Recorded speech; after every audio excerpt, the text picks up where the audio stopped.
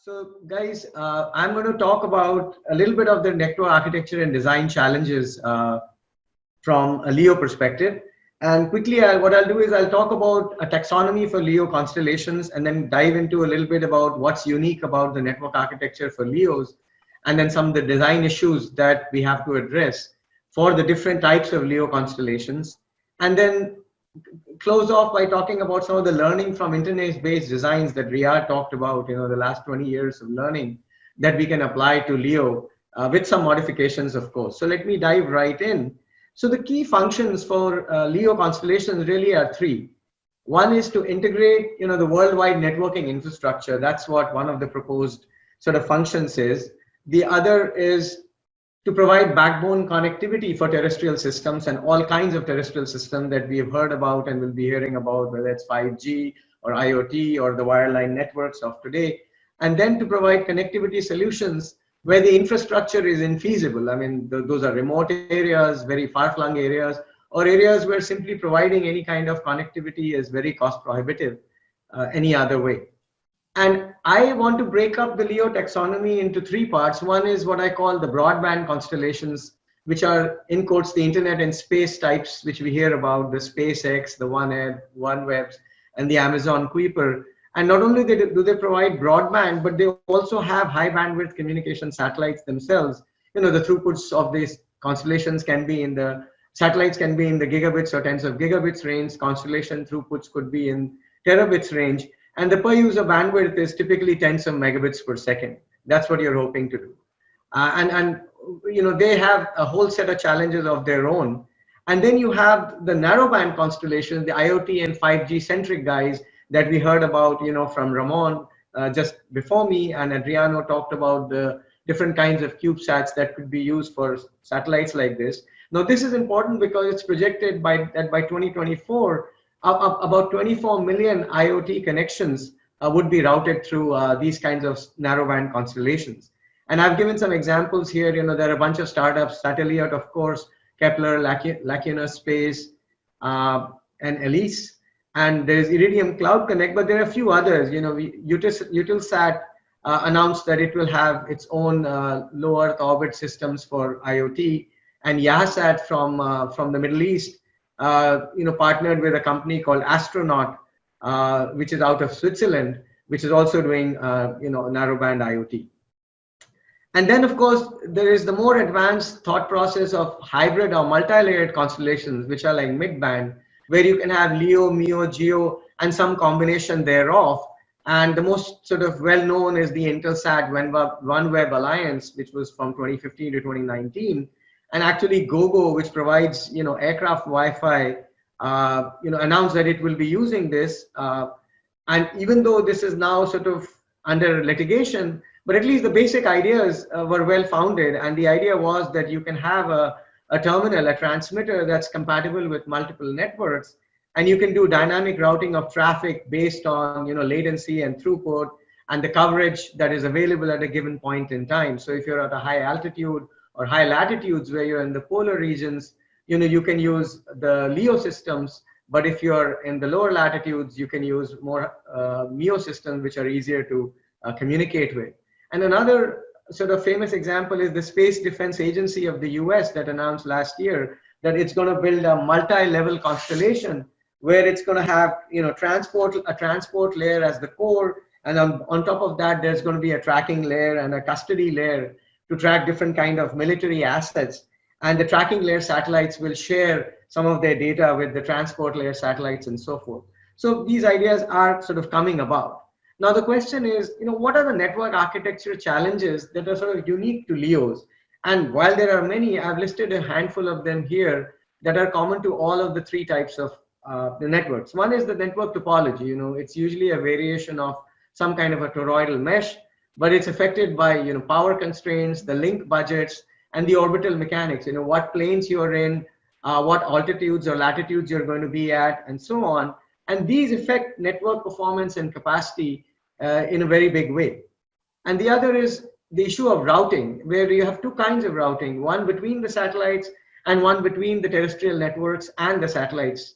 And that's a function of the network size, the number of nodes in the satellite constellation, the topology discontinuities that come because you have fast moving satellites that are moving in and out of ground station coverage, and therefore you have varying satellite visibility and beam coverage.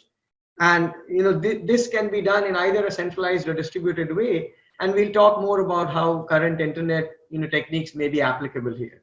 And then of course there's the critical issue of delay or latency, which is extremely critical for application performance, and it's a function of multiple interrelated engineering design choices. For example, the antenna design, the degree of margin you may have in your link budget, what kind of link layer retransmit strategies you have, what error control mechanisms you're using, and so on. And the links and the error characteristics vary with time due to the satellite's movements, and is also a function of the latitude at which the different satellites are. And so that becomes very critical when thinking about a network architecture. And finally, there's handover, which is you need that to transition coverage of ground terminals to other satellites as they move in and out, or to neighboring beams of a multi-beam satellite. And so what happens is that the path taken by traffic of a given flow varies over time. And as you can imagine, that has serious consequences for network performance. So then, if we look at these, what are some of the key design issues that we want to address? Now, there can be a multitude of issues.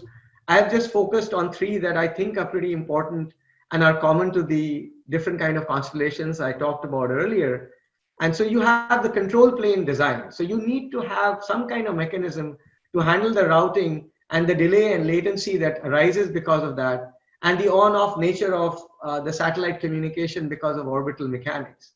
And you need therefore an engine to compute, very critical primary and backup paths, to have redundancy solutions, and more importantly, transmit that to the various constellation members so they know what action to take, how to route traffic. Then there is the issue of handover.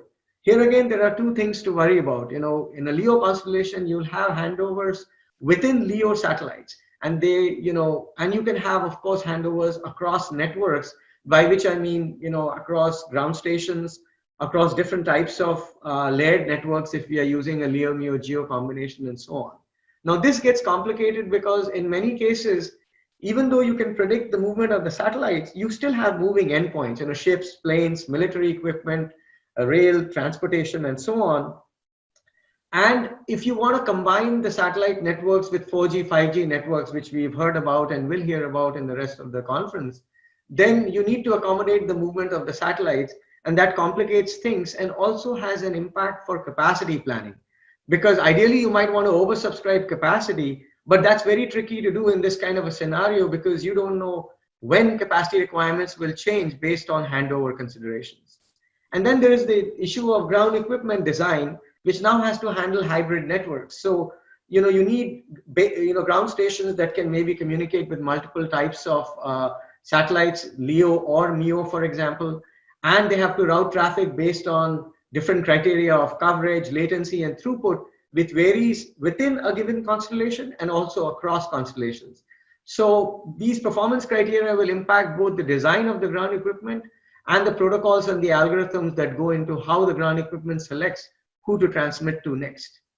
So the issue then is, all right, we have this bunch of problems and challenges. What can we do with what we have learned so far from our internet-based designs? And it turns out that there's a lot of knowledge from packet networking that can be applied. It needs to be modified, however. So there has been a lot of progress in software-defined networking in the last maybe 8 or 9 years since the early 2010s.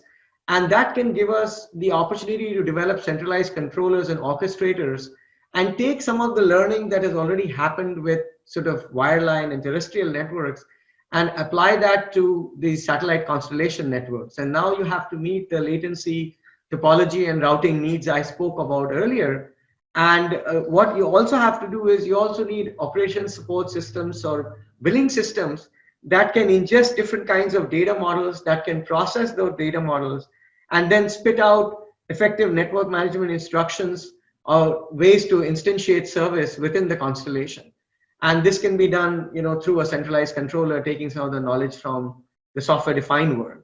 And the other is, taking learnings from network function virtualization, which is a notion that you can use common off-the-shelf hardware to design, and so with software control to design various kinds of systems. And we've already done that in the data center world and in the telco world.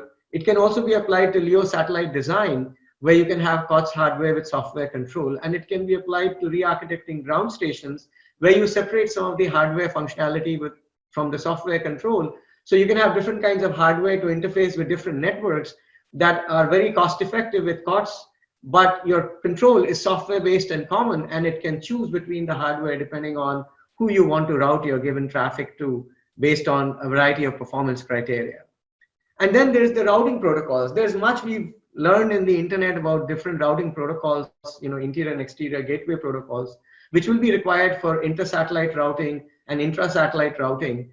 And, depending on the different kinds of orbital planes in which the satellites are there. So we can leverage our experience with that. Now, of course, in the wireline world, you don't have the issues of moving satellites and moving endpoints and so forth. So those adaptations will have to be done, perhaps taking some lessons from the mobile world.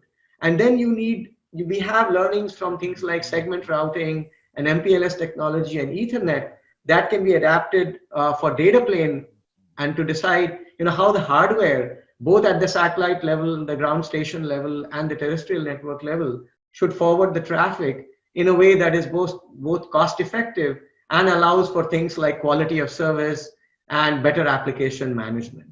So that's really what I wanted to talk about.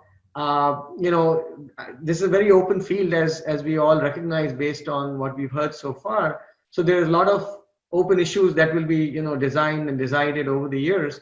And to continue the discussion, we have a LinkedIn group that I just want to take 10 seconds to talk about. It's called Carrier Ethernet, but really we discuss issues of technology, strategy, and business that relate to modern packet networking. So there's a venue for you to go and have other discussions. And of course, I'm always available. My contact information is there for further communications on this. So thank you very much.